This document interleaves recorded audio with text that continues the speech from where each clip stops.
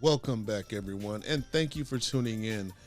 It is I, the natural Chris Black of the Saturday Night SlamCasters podcast, independent professional wrestler, and everybody's favorite narcissist. We are halfway through the tournament, and the action is getting hotter as we get closer to crowning a winner of the A block in this year's G1 Climax tournament. I have 6 matches to go over with you today, so I don't want to waste any more time. Let's get it. Match number 1, undercard match where El Desperado defeats Ryohei Iwa in a fairly decent match. El Desperado will be competing in the Best of the Super Juniors tournament in November. El Desperado gets to showcase his mat wrestling ability against this young lion. It's good that the vets do this. They get to roll around with them, testing what they've learned thus far. El Desperado baits him into a strike exchange, but Iwa doesn't back down.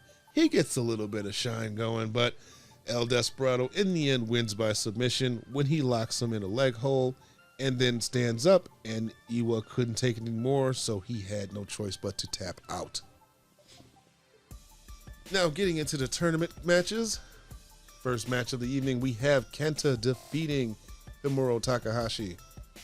Now Himoru is standing in for Naito. Once again, Naito had to withdraw from the tournament due to an injury. This was actually a good matchup. These two have some pretty good chemistry.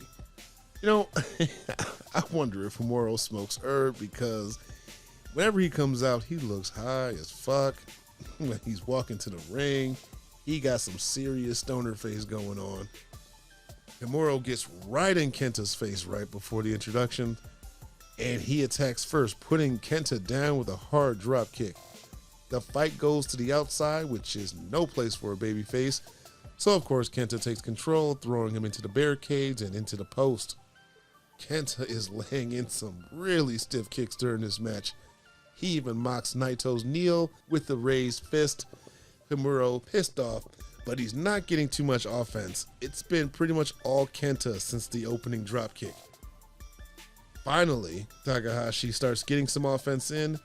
He was beginning to look like a dead fish out there, still selling the effects of all the punishment. As we pass the 10-minute mark, Himoru gets power slammed on the floor after charging Kenta, but he fires up.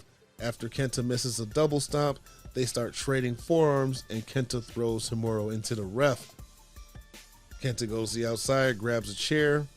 Himoru is shouting something at him, and Kenta dropped the chair.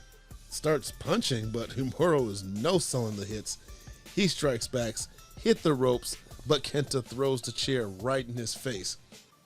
He nails him twice in the back with the chair, and then hits the green killer.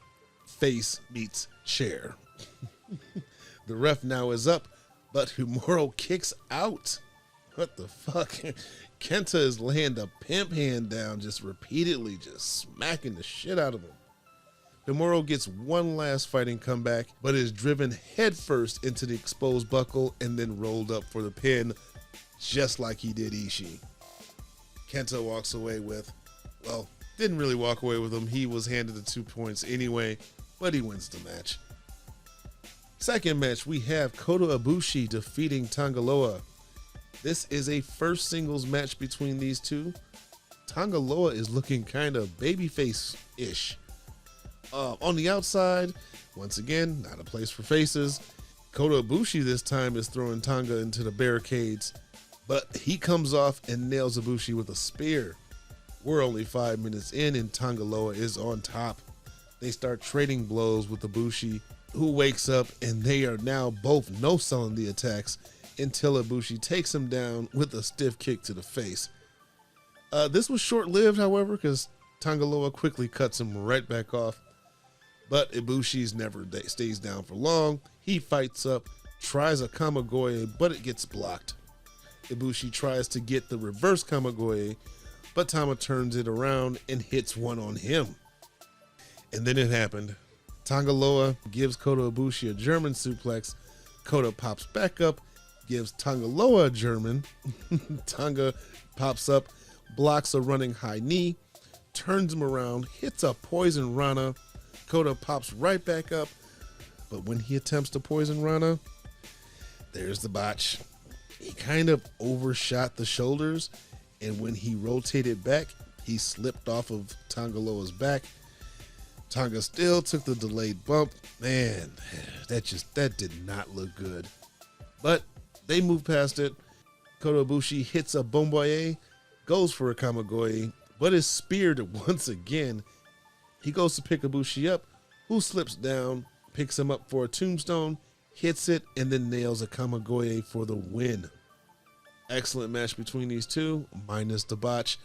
It's odd whenever I see an obvious botch like that because most of the time these guys, their moves are just so crisp. It really doesn't happen, so it's kind of lets you know that nobody's perfect, not even New Japan.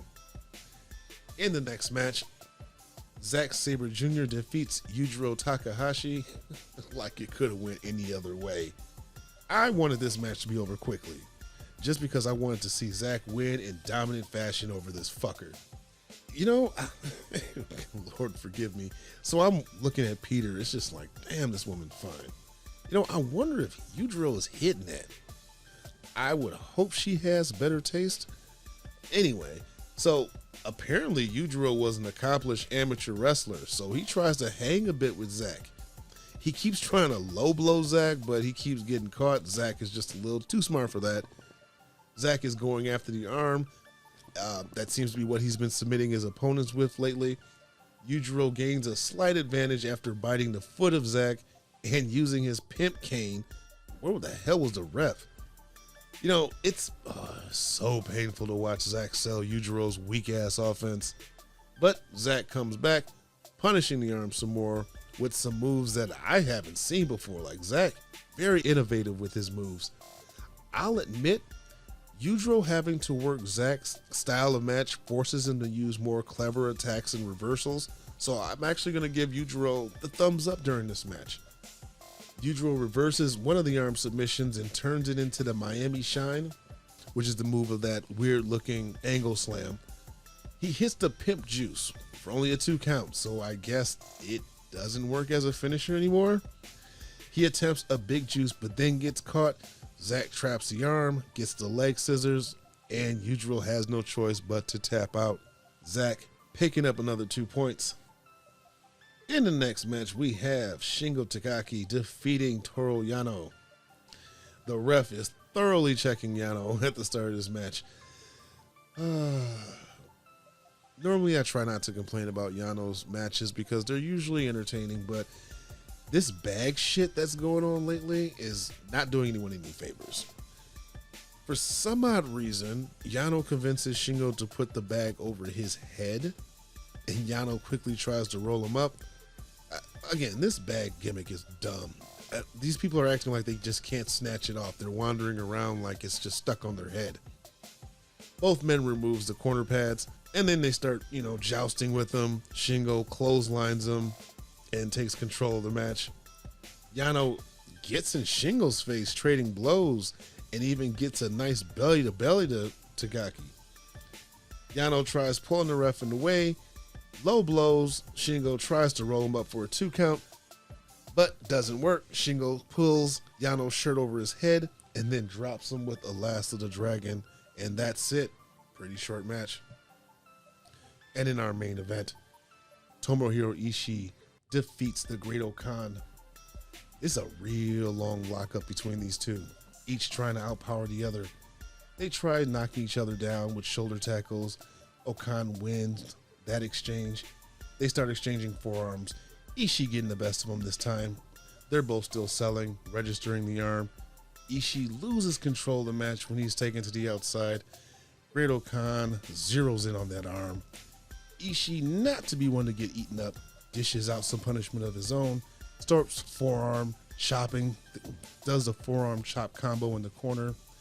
This is a slower paced match, but these two go back and forth a bit, and it's pretty evenly matched.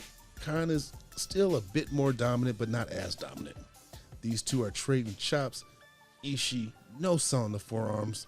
Great-O-Kahn puts his hand behind the back and start walking into the forearms, which is very Ishii-like. Both men refuse to quit. Great-O-Kahn puts on that Anaconda Vice-like sleeper. Ishii trying to hold on and is able to escape. Man, Christ. these two start headbutting the shit out of each other. Nasty. As we reach the 20-minute mark, it looks like Ishii may win, but he's caught in the sheep killer, but he's able to escape. Ishii is fighting hard to keep the Great-O-Kahn down, and with 5 minutes left, the Great-O-Kahn trying to finish Ishii, but Ishii is finally able to land the vertical brainbuster for the win. Ishii walks away with the 2 points. What a night. Things are heating up in the A block. Let's get to these points. Let's see here. We have Zack Sabre Jr. in the lead with 10 points, followed by Kota Ibushi, Shingo Takagi, and Kenta with 8 points. Great-O-Kahn, Toru Yano, and Tomohiro Ishii each with 6 points. Yujiro Takahashi and Tanga Loa with 4. But it's about that time. Let's go ahead and take it home. I want to thank you for tuning in. If you are enjoying my reviews, be sure to hit that subscribe button. Matter of fact, if you've enjoyed this one and you haven't heard the other first 10 nights, won't you go back and relive all the greatest moments of this year's G1 Climax tournament? Remember, I'm trying to reach 100 subs by the end of October, so again, be sure to hit that subscribe button on your way out. You can follow me on all social media. Links are in my description. That'll send you to my Facebook, Instagram, and Twitter pages. And let's not forget the Saturday Night SlamCasters podcast. Links are in the description. That'll send you to our podcast host site, as well as our YouTube channel, Facebook page, and Facebook groups. That'll be it for today, folks. Until next time, come get slammed.